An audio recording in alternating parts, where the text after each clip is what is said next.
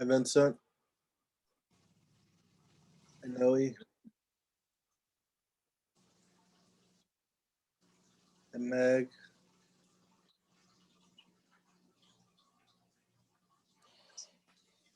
How you guys doing?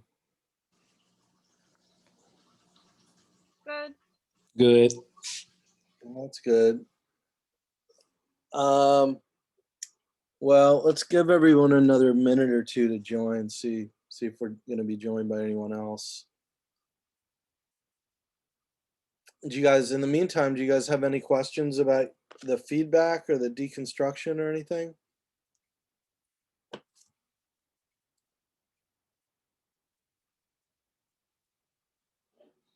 Oh, no, he froze.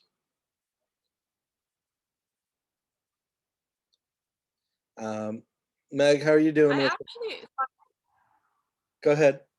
sorry, I accidentally sent you the PDF version of the deconstruction workbook. I actually downloaded I don't know, it was I think it was the Word document version, but I don't know where that went, so I apologize about that.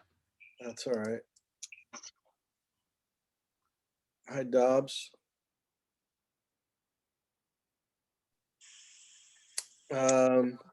Okay, well, I guess let's get started. Hopefully, others will join, but we'll see. So let's see. Let me just go over with you guys what's on La Lima right now. So I'll share my screen.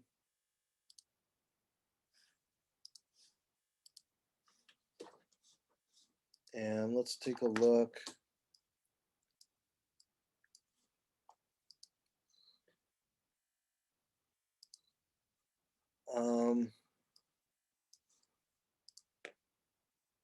So what I've asked you to do is, so we're going to go over this stuff this week, and I'm going to make sure that you guys understand all of these aspects of the course, because those will definitely be on the final exam. And then I've assigned a couple of more exercises from the deconstruction book. So I think some people misunderstood the original directions and they just did the whole deconstruction book. But in any case, we'll go over some of the ones that I haven't assigned yet. Specifically, you know, these stories, study the all-nighters with the lower GPA. These are just about the idea that correlation is not causation. And then these are more exercise about either IMVAIN or transparency or context. So I kind of tried to do just like the bare minimum. This then I've added this exercise, which is a little bit more challenging and involves you doing a little bit of your own investigation. And then finally, I've said, why don't you look at these and try and apply the things that you've learned about news literacy in doing this, in finding one of these examples, and see how well it works. I wouldn't overthink it. For one thing, a number of these documentary, quote unquote, documentaries are long, right? And they're conspiracies. They're people going off in various different directions. So if you find them disorienting and confusing, that's probably because they are disorienting and confusing. And so just don't overthink it. But if you can find an interesting example, these are all examples of people spreading conspiracy theories online. And if you can find an interesting one on your own or among these that you think makes an interesting exercise, I'm going to give you like 10 points off the final exam or towards the final exam if I can use your example. So hopefully that makes it worthwhile to you. Noe, I know that you've encountered some that you thought might be worthwhile before. Have you found anything new with those, or you still looking? I've actually like unfollowed all of those accounts since I don't know, they're kind of all the accounts are kind of just self-promoting things that don't relate to QAnon anymore, so I just totally just dropped it pretty much. Yeah, well, if you find an example of QAnon, or the vaccine thing is another big issue that I think would be great to have a an exercise about. I mean, I've just been spending a lot of time, like over break. I found these over break, but I've just been spending a lot of time trying to find something that's actually we can do as an exercise so that you apply specific skills and learn something out of it. But that can be, to find the perfect example that we can do as a class can be tricky. So anything you guys are able to find like that would be great. Um, so how's it going, Luke? Do you have any, I had asked at the beginning of this if anyone had any questions about the deconstruction workbook, the feedback that I've given you so far. Anything unclear about that or anything? I'll go look at my feedback real quick. Okay. In the meantime, um, I am going to do my best to see you guys. And at the same time, in order for me to do this final exam review, I have to make my PowerPoint full screen. So I may not be able to see you all while I have the damn thing up, which kind of sucks. But let's try and do this as interactively as possible. Okay. But we better jump right into it because there's a fair amount here to look at. Um, so let me pull this up.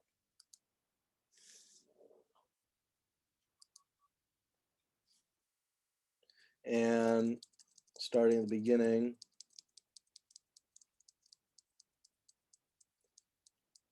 Um,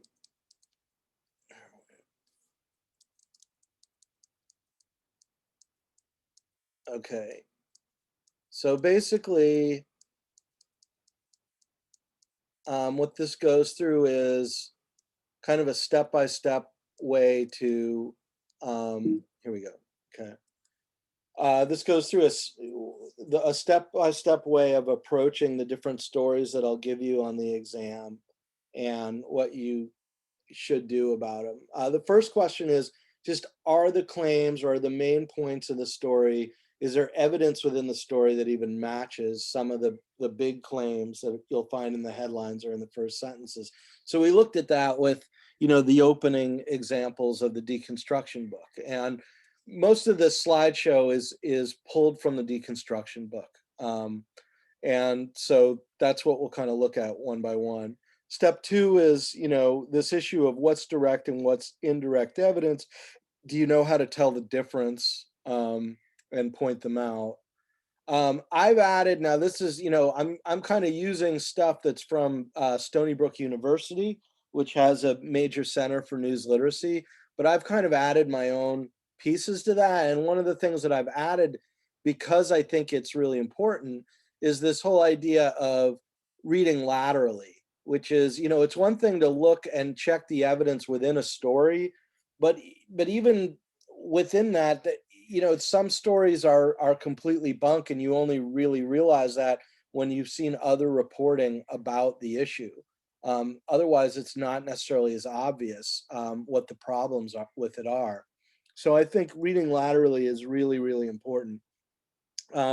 Step four, though, is like looking, within the article itself and looking at the sourcing of it.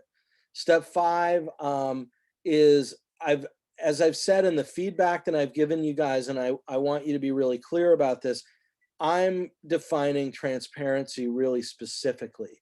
So just to stop for a moment and ask, do you guys know how I'm, for the purposes of our class, defining transparency?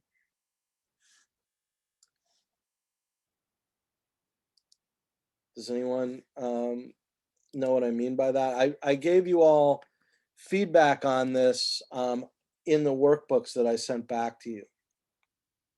So if you don't know offhand, maybe take a look at your workbook to see.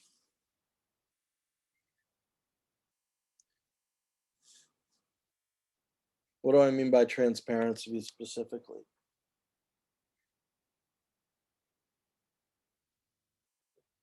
Look at, well, we'll go over it. All right, I don't want to take a lot of time if none of you know offhand. Okay, step 6 is what do I mean by context? And again, we'll look at examples from the deconstruction workbook on that. Step 7 are key questions answered. So are there, what are the holes maybe in the story? And step 8 is something we really haven't talked about enough this semester, but I want to make sure we cover, which is, is the story fair?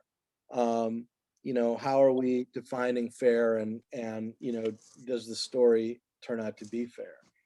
Would transparency be why the source is anonymous? Yes, exactly. So a better explanation, I guess, Vincent, would be that when I'm using the term transparency on the exam, what I mean is the moments that the reporter is tipping their hand and explaining to you what they did to report the story. Okay, so if they agreed to keep the source anonymous, then they're explaining that in a phrase or two. Okay, so when they say the assistant teacher who asked to remain anonymous so that, for fear of losing her job, that's explaining to you why the reporter agreed to allow the source to remain anonymous, right? What's another example, say from that story or elsewhere, of transparency in that sense?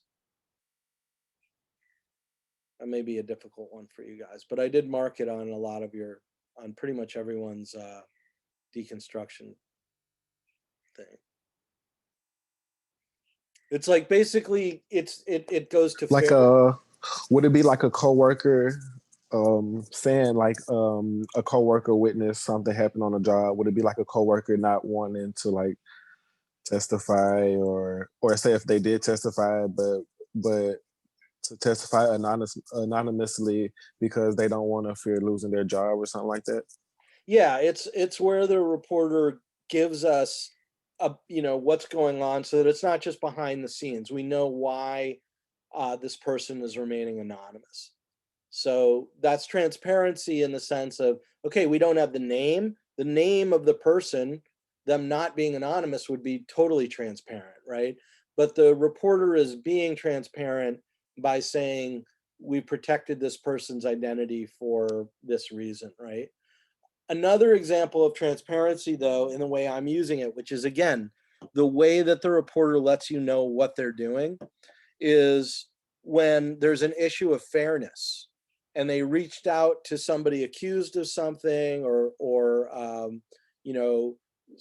somebody where there's negative things in the story about them, and the person doesn't comment, but the reporter says in the story, you know um, blah blah blah, who was reached multiple times for comment but declined to respond, right? So that's transparency. That's the reporter letting you know what they're doing. Do you guys understand? So if I say name 2 examples of transparency in an article, and one of the things explains why the source is kept anonymous, and another phrase is like, reached for comment, the person declined to speak or whatever, that would be the second example. Okay. So, all right, that's that part. Let me now go back to full screen because some of this is animated, so I can only open it up if I'm in full screen. Even though I can't see your lovely faces this way, but okay, so I emphasize this less than Stony Brook does, but the idea is that ultimately, what are you able to take away from this in reality? What on a practical level can is this going to affect your vote on something? Is there some other action that you can take to protest something, or to avoid something if it's hazardous? So they argue that this is all about what's actionable. But I just don't make that a priority in terms of testing you about it. Okay. Obviously it's important. So, okay. The idea is all this is to help with you as a news consumer. And we're going to go through the news literacy handbook for this. So we went over this on Tuesday, but just briefly, we all agreed on what about it? Is the headline supported by the story? No, it kind of exaggerates it. Yeah. Did anyone else agree that it looks like they're only looking at one incident? Yeah, I thought that. It's confusing though, isn't it? Because we're not sure.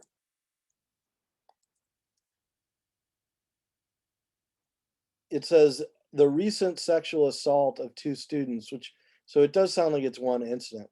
Now it's interesting because if I have posted a video from Stony Brook of them, the guy's a little boring to listen to, frankly. So, but at least it's a good final exam review about all of this, really. But it's interesting because the professor comes to a slightly different conclusion than I do about this story, which I think you guys should just take away. Don't be thrown off by that or too confused, because I mean, there's, it's okay for us to come down to different opinions about it. What I'm really looking for you from the exam is what? Am I looking for the right and wrong answers, or am I looking for something else from you guys?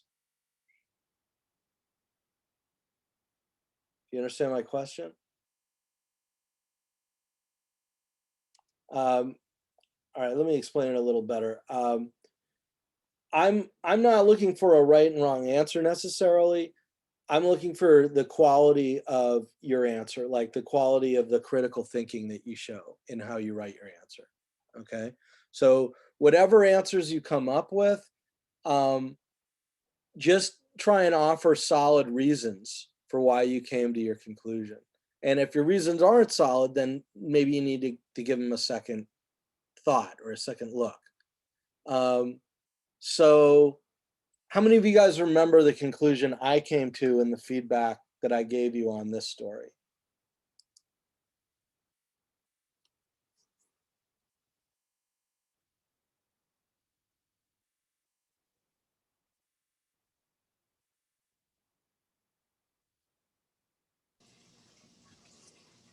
That it was a false headline.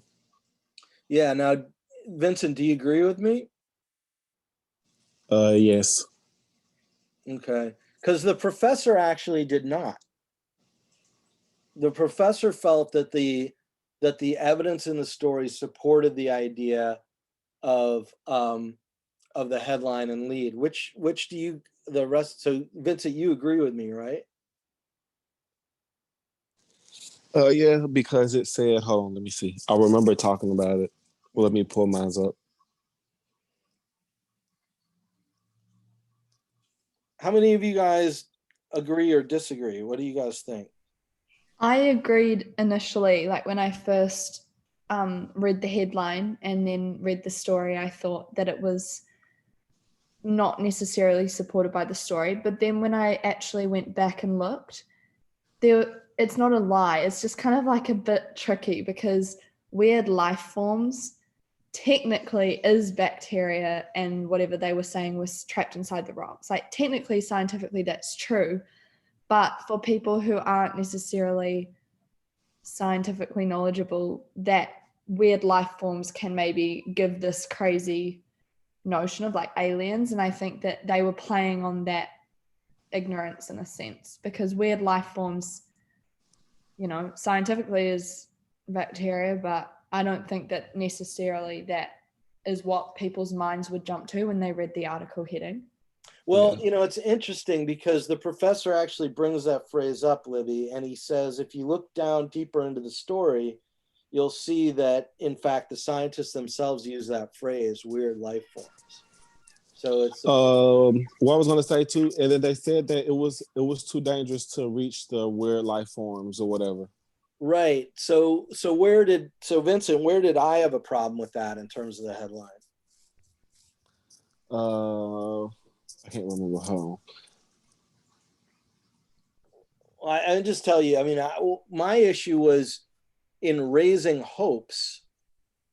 I thought that that wasn't really supported by the evidence because I didn't see the scientists or much of the story talking about this making anybody hopeful about finding, organisms in space. The scientists seem more concerned that, like the line Vincent quoted, that people, that the scientists were afraid that this bacteria would hitch a ride back to Earth and could be a real problem. So I think it's, maybe I'm being way too nitpicky, but I think the main thing you should take away from this is that as long as you guys can make an argument and look to the evidence and try and match them, intelligent people can disagree to some extent about this stuff, right? Okay, so let's keep going. So then, and we went over this one last time before. What was the direct evidence? Luke, do you have an idea of what's direct and what's indirect here? Well, I would assume direct evidence is like factual statistics, evidence, findings of whatever the case may be. Mm-hmm. And like indirect is just like references like from a secondhand source that doesn't actually have like factual information. Yeah, that's true in a general thing, but this one's about a recording. So we can assume the direct evidence is everything from the recording, which the reporter actually listened to, right? Yes. Well, agree? Yeah. So then what's indirect here? Is anything in these opening paragraphs indirect? Take a good look, you guys. Would it be considered indirect if it like it's not from the recording itself, it's coming from the recording and then he's talking about it? Does that still count as direct, or is it indirect since he's talking about what was on the recording? Well, I mean, if it's on the recording, it's direct. If we have, if we have the evidence, if look at these opening paragraphs, Luke, and look carefully. Is everything on here actually on the recording?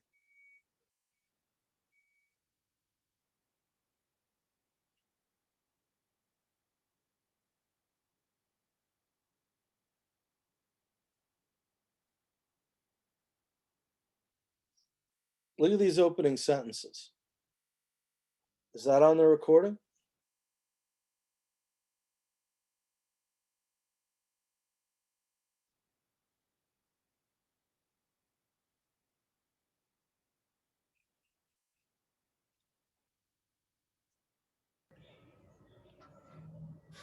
No. Right. So that's indirect, right? Mm-hmm. Because we only know this because she's saying it. Now, just because it's indirect, does that mean it's weak as evidence? I mean, it depends on who you ask, but I Well, would say no. and why do you think in this case, this kind of indirect evidence is not weak? Why do we believe it? Because there's a recording That's and right. everything else is accurate, so why would that not be? Yeah. So she's filling in around the edges and it doesn't change the most explosive stuff, the most damning stuff is on the recording itself, right? Mm-hmm. So So anyway, the point is, here's a definition for you guys of what's direct and what's indirect evidence, okay? And then here's the direct. And then this is, okay, so we're going to get into this, but this stuff about, according to congressional testimony, more than 3,000 backlog complaints of employee misconduct have gone uninvestigated for lack of staff, including 528 criminal allegations. Now, this is on one level direct evidence, right, of the problem. It's also what I would say is context, right? So we'll come up with other examples of context, but you guys see where this is an example of it, right? Because this suggests that there's a widespread problem with this. So, and what is our answer about the reporter opening the freezer? They did, right? Because they actually listened to the recording. Okay. So how about this? You know what? We have limited time, so I'm just gonna. This is another example on there. I don't think it's that illuminating, so I'm just gonna explain. This would be another example of, you know, them offering a reporter offering evidence to support a claim. Right? The nation has estimated 6,000 commercial indoor and outdoor gun ranges, but only 201 have been inspected in the past decade. Of those, 86% violated at least one lead-related standard, the analysis found. So it's, you know, is it the best direct evidence? Maybe not, because only 201 out of 6,000 of these gun ranges have been tested, but it's still statistical evidence, so it's still evidence, right? But this raises another question, which is this idea of correlation does not equal causation. So what does that mean? We covered this last week, but how many of you guys are either familiar with it or know what I refer to when I say that? And an example of that would be in this story, which is that they're finding that students who pull all-nighters have lower GPAs. So what does it mean to say that correlation is not causation with this story?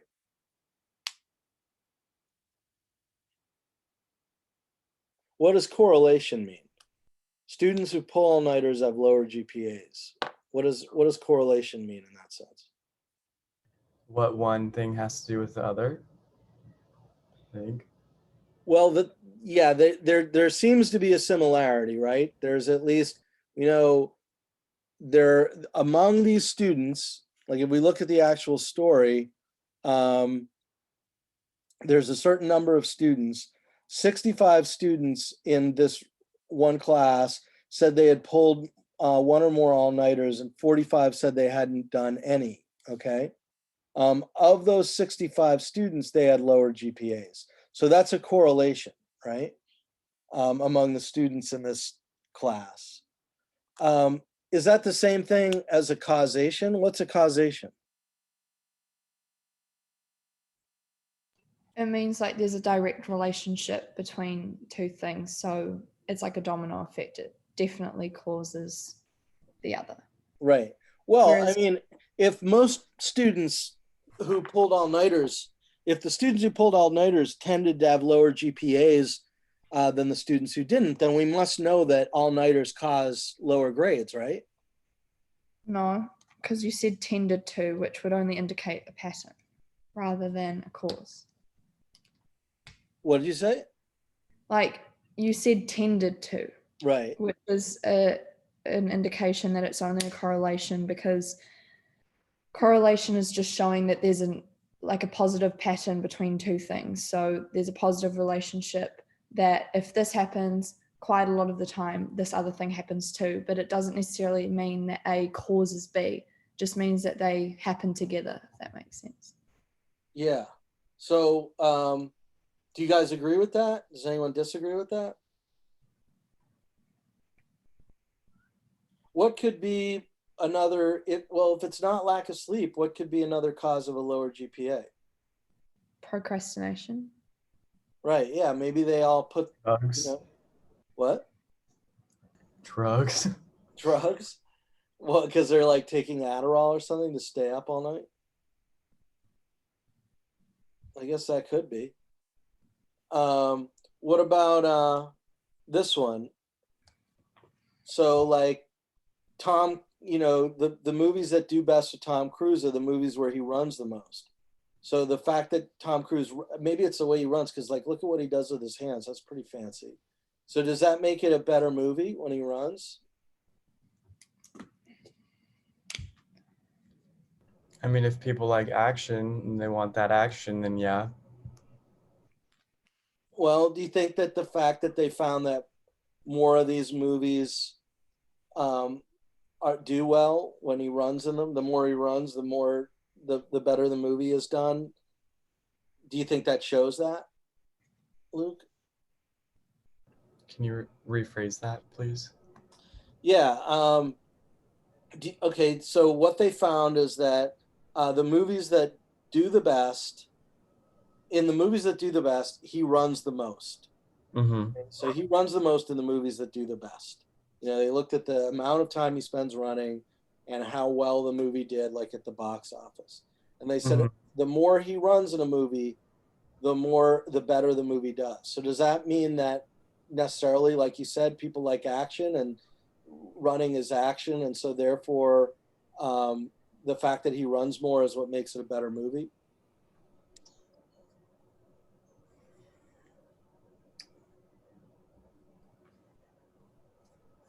I mean, Put it this there's way, like could there be another reason those movies do well? 100%. There could be a lot of other reasons why those movies do better, but if they did the math about how he runs more, then I would say, yeah, there's a general causation Okay, to the success of the movie. so there's a Simpsons episode, right, where a Bear Patrol truck rolls by, and Homer says to Lisa, "See, they've done a great job. You've seen the Bear Patrol go by, and there's no bears around. So the Bear Patrol must be doing a great job." Does that make sense? Is that true? I mean, technically, but if you live in an area that has no bears, then Right. So there could be another cause. Just the fact that the Bear Patrol truck went by does not mean the Bear Patrol is taking care of all the bears. Like there may just not be a lot of bears there, right? So just because these movies happen to have the most scenes of him running, that isn't necessarily the cause of why it did well, even if there is a correlation, right? Yeah. Okay. You see the logic in that? Mm-hmm. Yeah. So the expression is correlation does not equal causation. In other words, the fact that two things are correlated is not in itself actually evidence that one causes the other. And that's really a critical thinking issue. Okay. So this next step is reading laterally. I'm basically inserting this in here, and we'll go over this in more detail, but it's just the idea that before you really dig into IMVAIN and checking for sources, I would also just search to see what other coverage there's been about something. So, I mean, I think these first couple of steps that we're talking about are really about critical thinking, right?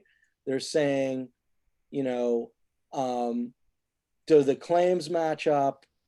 Is it evident? Is there evidence? And is it the right kind of evidence? Because this correlation versus causation thing is pointing out that not everything that seems like it's evidence really is evidence. Okay, so you need to apply some critical thinking there. But then before we get deeper into, looking at sources and evaluating them based on, are they independent, are they multiple, are they named or whatever, I would argue, you don't want to just look at one story in itself. You also want to put that story in context for you. So you want to check out what are other coverage and what other perspectives there are on whatever topic you're looking at. Because until you do that, you don't know what you don't know. Do you guys understand what I mean by that? You don't know what you don't know? Does that make sense?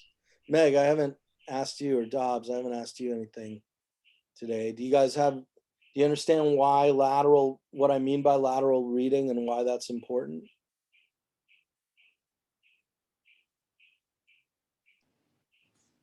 Meg, are you there? Can you explain that again? Sure. Okay, lateral reading is the idea that let's say we're analyzing a certain article, like we've done in all these examples before, okay? Like assaults plague campus or this one. What I'm saying is, yeah, there's some basic things you may want to look at when you first come to the story, right? Like, does the headline match up with the evidence there? What's direct evidence? What's indirect evidence? You know, how well does that all match up? Is what we're calling direct evidence strong? Because like we saw in the case of like the all-nighters or the Tom Cruise example, not everything that appears to be evidence is really good evidence, right? Just because two things are correlated, that may seem like evidence, but it's actually not strong evidence, right? But before we go any deeper and we start evaluating, you know, this IMVAIN thing of like looking at all the sources within a story and saying, are the sources independent? Are they multiple? Are they verified?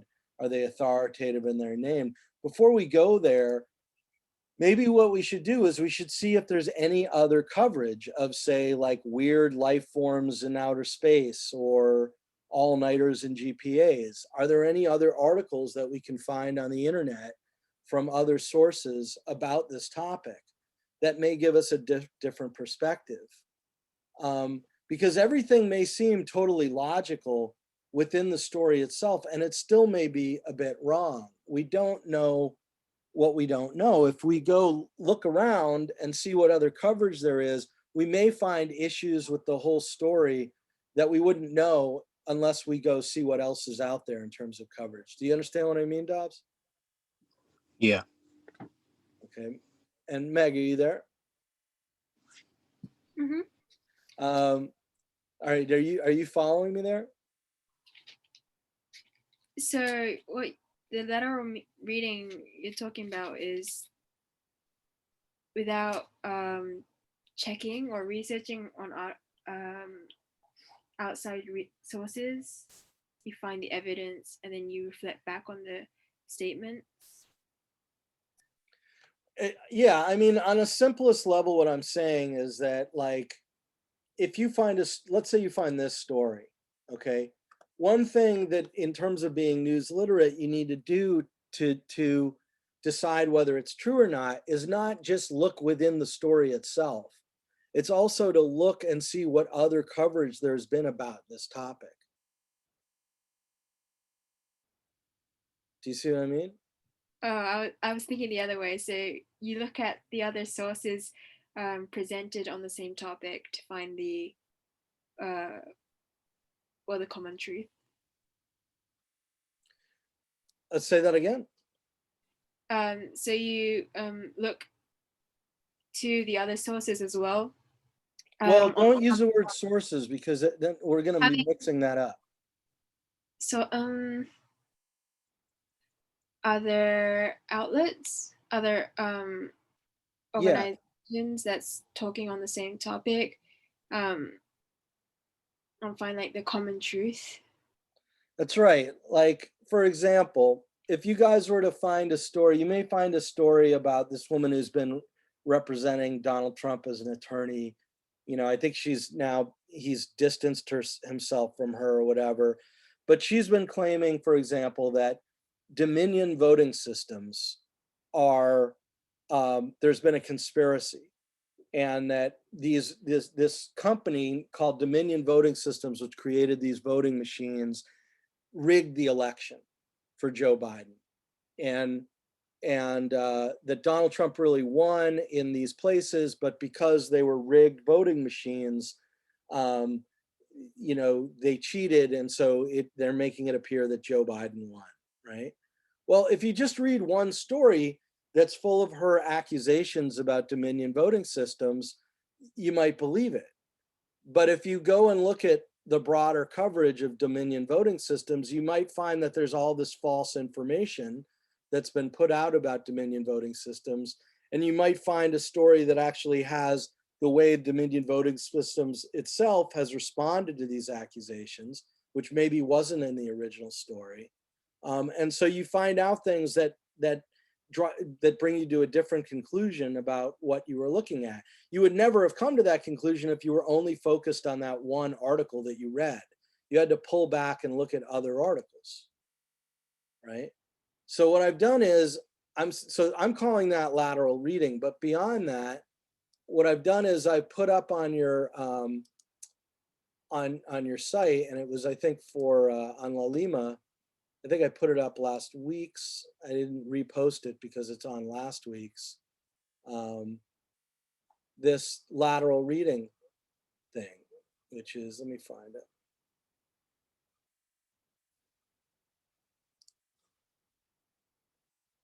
Yeah, here it is. So it's actually for this week. So what I'm suggesting is check for previous work. Many provocative claims on the internet have already been fact-checked or researched. News coverage, trusted online sites, or fact-checking sites such as PolitiFact or Snopes may have a synthesis of the evidence readily available. So you're not only looking at other coverage, you're also going to fact-checking sites like Snopes or PolitiFact, which just check the facts and investigate false stories. Number two, go upstream to the source. Check the embedded links or perform a search to find the original or search for the source of the information. Okay, so maybe you find out things about the source that you didn't realize from just reading the article that you read. Okay, not all sources are created equal. If you're unsure about the quality of your source, read laterally from other trustworthy sites to find out more information about the platform or author. And then the final part is circle back. Sometimes reading laterally will suggest that a source is not accurate, is more complex than you thought, or leads to a dead end. Stop and use what you have learned to begin a better informed search. So you're kind of going back and forth in reading laterally. You're looking at more than one source, and you're doing that kind of as a matter of routine and going from one thing that you're reading to another. So Meg, do you follow what I'm saying? Yeah. Okay. All right. So let's keep going here. And then I can give you guys this link also, which I think is helpful. I'll try and make time for this early next week, but I'm going to put it in the chat now, this link, because this is specifically about, how to deal with stuff on the internet, like digital literacy. And so I'm going to give you guys this as a resource. And we'll cover, because there are different things you want to consider when a source is on video or a source is on the internet. And there's this thing that I put up on La Lima called the Fake News Handbook, just to give you an idea. And this is specifically about stuff that you find on social media, like on Twitter or whatever. So it says, like, check the domain, check the about page. If a story offers links, follow them and see, where they go. So this is all digital stuff. And then that's part of reading laterally, okay?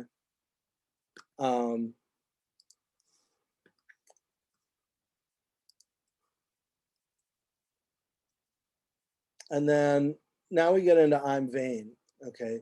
So I'm just suggesting, before you even get into IMVAIN, look at these other issues. If it's something that you're encountering on the internet, there's that fake news handbook, so to speak, those different things you can do to check whether the information is true or not.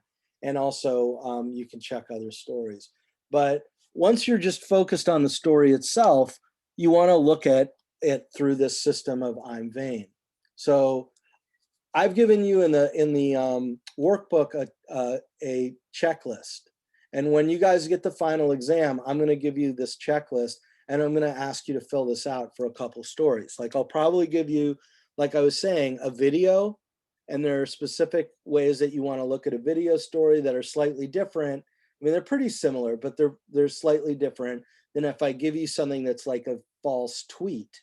Okay, you're going to take different steps. But essentially, if I give you one of these checklists, I'm going to say fill it out, based on IMVAIN, and offer your explanations for whether you think, the source is independent, the source is multiple, is backed up by other sources, what the source is saying is verified, is the source authoritative and informed, and is the source named, okay? So let's look at a couple of examples and we'll apply this together, okay? So here's one from the workbook that's barely 2 R's are taught at the school that led a tribe to sue the United States, okay? And there's this source from this woman that says, it's frankly a disgrace that these conditions exist in schools that are run by the federal government and have existed for many years, said Catherine Eidman, a lawyer for public counsel, a law firm in Los Angeles that joined the Native American Disability Law Center and other groups to represent the students in the lawsuit. So these students are suing the United States government for their public education, saying they got a bad education. And this woman is from a law firm that joined the Native American Disability Law Center and other groups to represent the students in the lawsuit. So the question is Catherine Eidman an independent source? What do you guys think?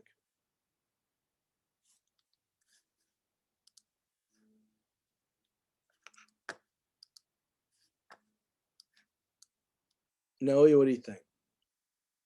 Is she independent? What do we mean by independent? Well, like independent doesn't that mean like if she has a reason to support whatever she's like lobbying for, or I don't know, just if she has any like, what's the word? It's Ties? yeah, ties basically. And in this case she does, because it says the law firm that she's in is joined with the Native American Disability Law Center, so she does have a tie to like this Right. case. So she's not independent. And then let's take a look at the next one here. Okay, so now this one is this bus crash that happened, and this guy, Homer Martinez, in the story. So let's take a look at the actual story. So let me pull it up.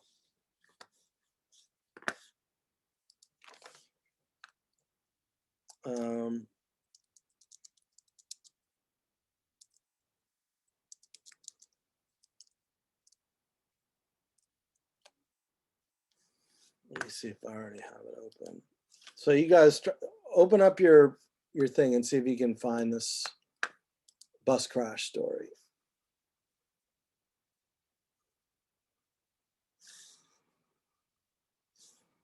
Let me pull it up.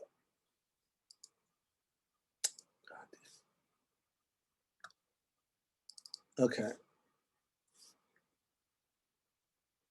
I'm opening it now. All right. So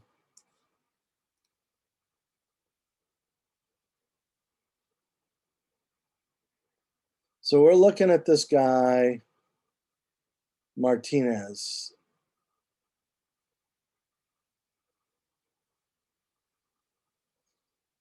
And we learn this is the lead, right? The fatal gambling casino bus crash that claimed 14 lives this morning now looks more likely to have been caused by its driver falling asleep rather than, as he told police, a tractor trailer hitting the bus from behind and triggering the chain reaction that caused the bus to flip and have its roof sliced off by a heavy sign support, officials said. That's a complicated, messed up lead, but here's the comment by Homer Martinez. People were saying, oh my God, holding their hands on their heads. Limo driver Homer Martinez told the Associated Press about the carnage at the scene of the accident. I saw people telling other people not to go there. You don't want to see this. Okay, so that's what we have from Homer Martinez. So let me go around the room here and let's try this out. First of all, Vincent, is he independent? Oh, wait. Yeah. Is he independent? That's the first one.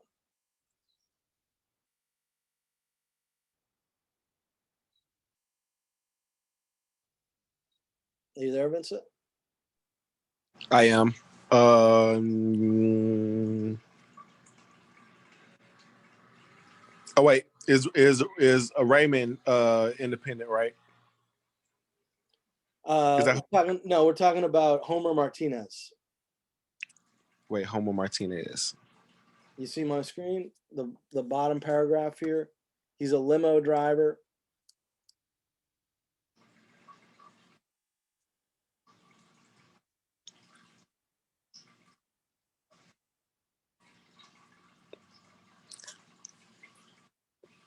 Would it be yes? Yeah. Because is he beholden to anyone? Is he speaking on behalf of anyone? No. No. Okay. So how about, are there multiple sources backing up what he says? Luke?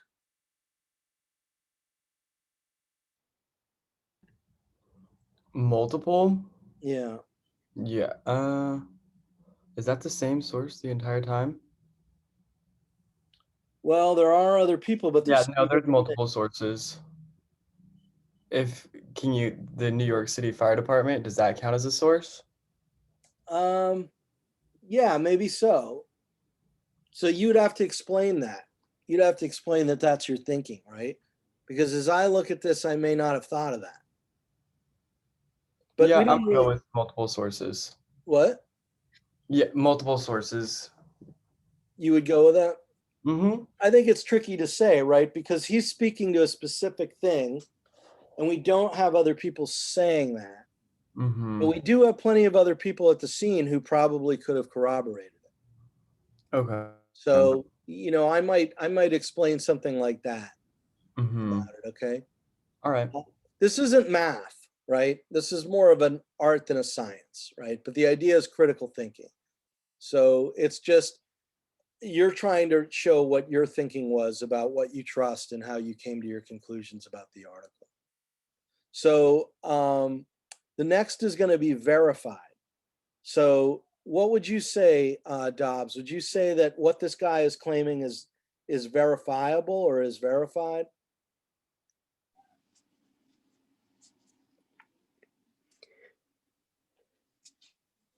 Um,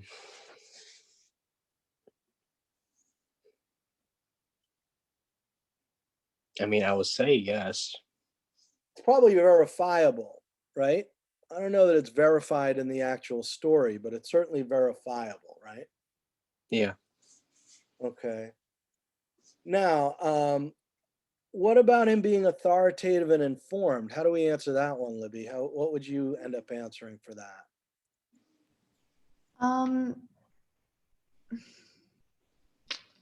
I think authoritative, no, because he's basically just a witness. Right. But informed, yes, because he was an eyewitness, which gives him an insight that no one else had, maybe. Yeah, I think that's a good answer. And then Meg gets the easy one. So Neg, you're on the hook for the next thing that we get to here, okay? Because yes, he's named, right? That one isn't hard. So let's see how we did compared to how the folks at Stony Brook rated all this. Okay, so they have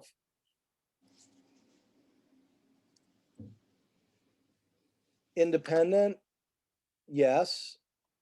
Where's is this thing in the way for you guys? There's this thing on my screen. I don't know if it's the same for you all, but so they're saying yes, he's independent. Multiple, they put in the middle, and they said his specific description is not corroborated, but clearly there was a crash that caused serious injuries. So their answer was very similar to ours, right? And then verifiable, he's describing what he saw. He gave facts, not opinion. They're saying that as a result of that, it's verifiable. Well, okay. Authoritative and informed. As a witness, he's informed. He's not an authority on traffic statements. So very similar to what Libby answered, right? And then his full name is given, so that one was pretty easy. Okay. So now let's try another one, okay? And Meg, are you ready to be the first one to answer these? Okay. All right, so this one's it's about our favorite subject. It's about rats. So here we go. All right. Story this morning is a disturbing one. If you're eating breakfast at this hour, you might want to just turn away just for a second, turn your eyes away, but you want to listen up because this morning a pack of rats are running around the floor of a popular fast food restaurant in Greenwich Village. Adam Shapiro's live at 6th Avenue and West 4th Street. Adam, good morning. Good morning, Pat. This is a disturbing story, and one of the reasons we're bringing you this story and showing you these images before I go in there to do this again is there are sites you can go to check out restaurants just like this KFC Taco Bell here on 6th Avenue. Now, as you go in, there is a rat right now. This is a live picture. Look at that. The rats are coming out from the garbage. And earlier this morning, there were several more rats scurrying around inside this restaurant. Just something that the people who've been watching this for several hours say is gross. The New York City Department of Health says garbage is the #1 source of food for rats and requires restaurants to use rodent-proof containers. But this KFC Taco Bell on 6th Avenue has had problems with rodents before. Back in March 2006, 2005, and 2004, health inspectors cited the restaurant after finding evidence of live mice in the facility's food and non-food areas. In December of last year, that's just 2 months ago, inspectors cited the restaurant for evidence of rats in the same places. I just ate here this tonight. Yeah, before they close for the evening. Yeah, before they close for the evening. Now what do you think? I don't think I would eat here again. According to the health department website, and this is the department's terminology, the notice of violation was resolved. The KFC Taco Bell scored a 10 on its most recent inspection report, and that's below the 13 points restaurants in New York average. The health department says the lower the score, the better the restaurant. That's not even sanitary. It should be closed down. And now, as we come back out live here at the restaurant, the rat problem, again, if you go in there, you can see these rats. They're over there in the back of the restaurant. And when you look closely at this restaurant, you can see grease on the floor. It looks as if there is garbage strewn on the floor over where that rat is by the bathroom. And this restaurant just scoring that 10 on their inspection report. You can head to the health department website, plug in the name of any restaurant you like, some of the best restaurants in this city, and they'll actually have a worse score than this KFC Taco Bell. Not the kind of thing that makes you want to run out and grab something to eat. Live in Greenwich Village, Adam Shapiro today in New York. All right. What do you guys think of that story? So we got, what are you gonna say? Pretty disgusting. Yeah. So let's see. So what about Soto? Which guy is Soto? Was he the first one interviewed? He's the one who says he ate there that night. So he's named, right? Do we have multiple sources with him? Well, we have people looking at the rats, right? What about, is he informed?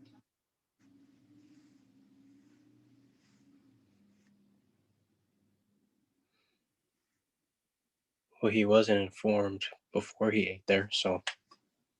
Yeah, and he's not really any more informed than anyone else just walking by on the street, right?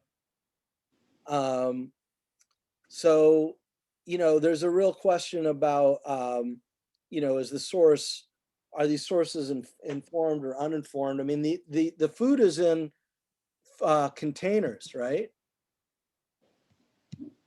Let me ask you guys this about the whole thing. Does any of it raise questions for you about the quality of the reporting? Well, I noticed they didn't even talk to anyone within the company. Right. Not that you can really justify having rats on the ground, but like there was no statement from the owners or anything like that. Like they could have had a rebuttal, like this area, like we don't even touch food in here, like this is purely like our waste area, like I don't know, you know what I mean? Like yeah, or the whole there are rodents all over the city and there's no way to eradicate them, and so we keep all of our food and all of our stuff locked Yeah. up and sanitized as a result. So there's a real issue of fairness with this story, right? All right, let's go and look at another example of just the IMVAIN type of deconstruction.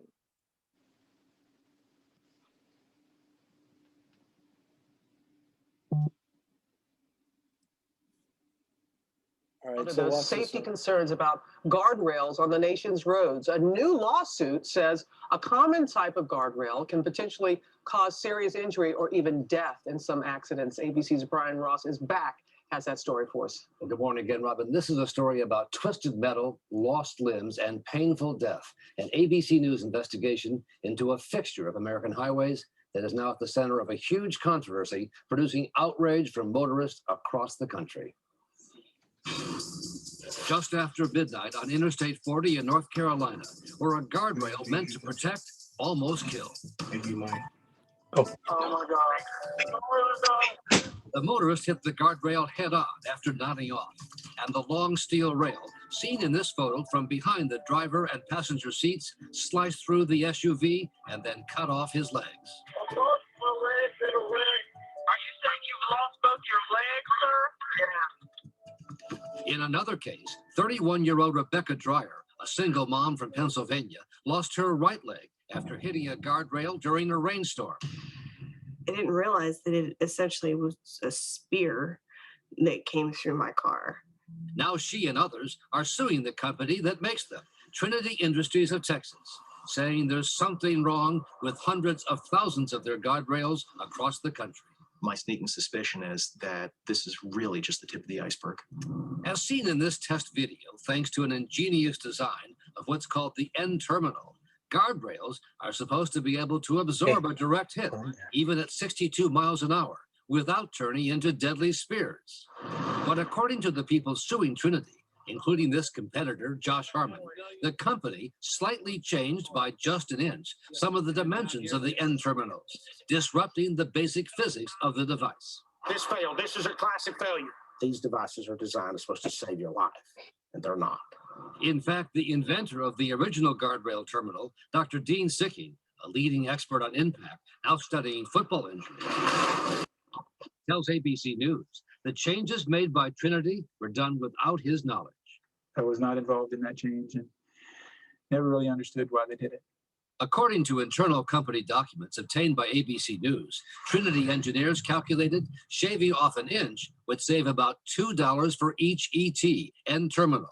That's $50,000 a year and $250,000 in 5 years by using the 4-inch channel, the memo reads.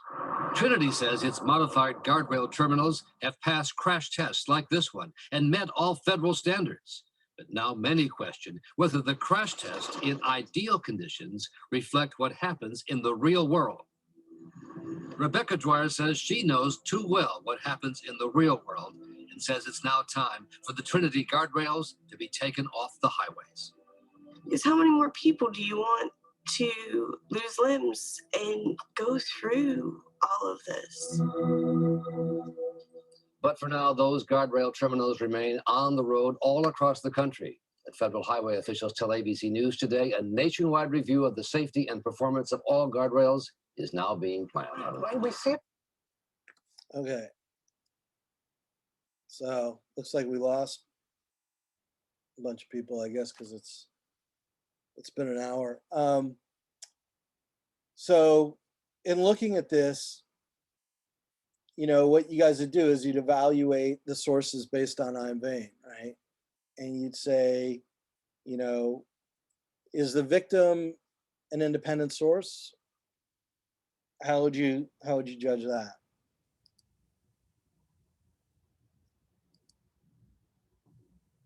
Because she's just an ordinary mom, I guess. Yeah, let me see what it says in the notes. I mean, I think, you know, you could argue she's caught up in the story, but that doesn't necessarily make her, you know, not independent, right? Mm-hmm. So let's see, all are named except for the company documents obtained by CBS, but not one of these sources is wholly independent. Each has some degree of self-interest, but some back up their statements and some are able to speak with authority on the issue. So just because someone is not totally independent, like they have some investment in the story, doesn't mean that they don't have a credibility or authority in the issue, right? The company is the only source defending its safety on the guardrails. The others have the strength of multiple sources making the same points, right? So you've got different layers of, you've got documents, right? You've got a whistleblower, you've got the lawyer, and you've got the inventor of the actual guardrail, right? So all of that goes to, you know, multiple, verified, authoritative, informed, and named, right? Okay. So, you know, that's kind of a classic example of applying, you know, a story where if you apply all the IMVAIN criteria, it checks out. So that's pretty much, I mean, I think we covered everything today except the issue of, I mean, we covered context to some degree. Maybe just quickly, let me pull this up so you guys can look at it.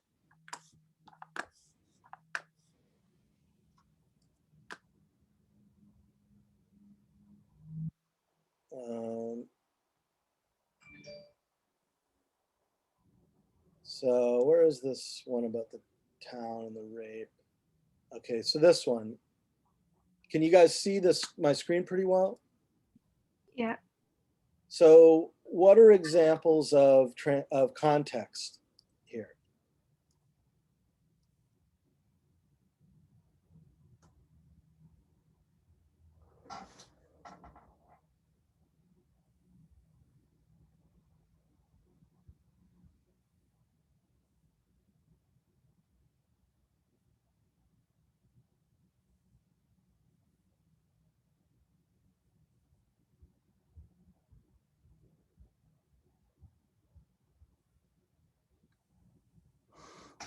In one 12-minute video posted by Anonymous, one teenager makes multiple jokes. That sentence? Well, that's, keep reading. About the girl's condition, saying she must have died because she didn't move during one assault. Okay, but look at this part, Luke.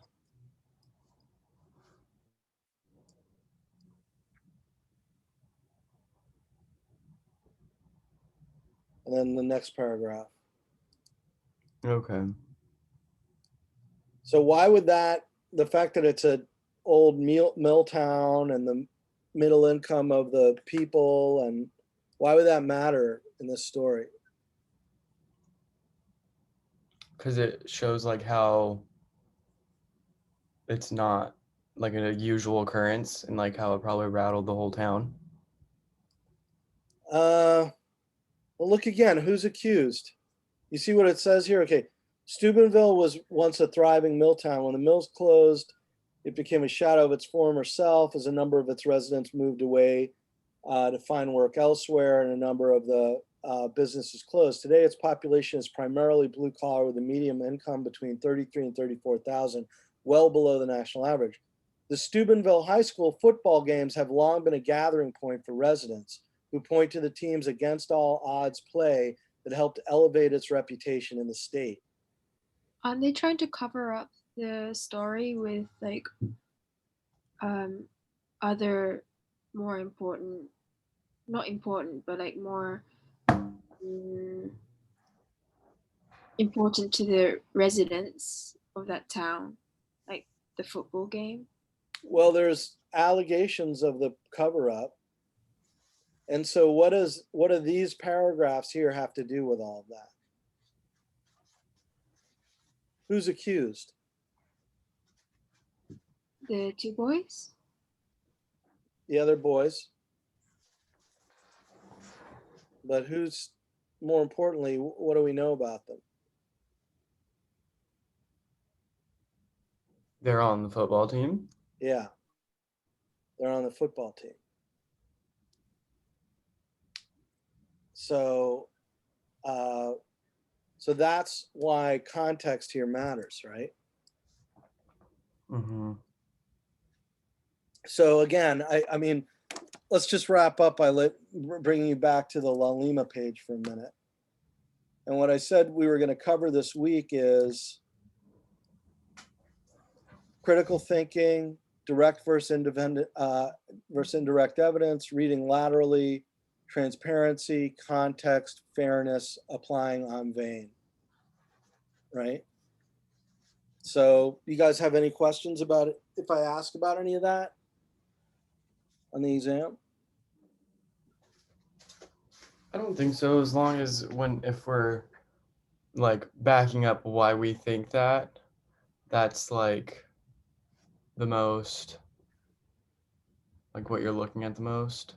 Yeah, I mean, what I'm trying to do in this review, and I hope the others in the class watch it, is this isn't really new information for you, right? But I'm making sure that we're speaking the same language here.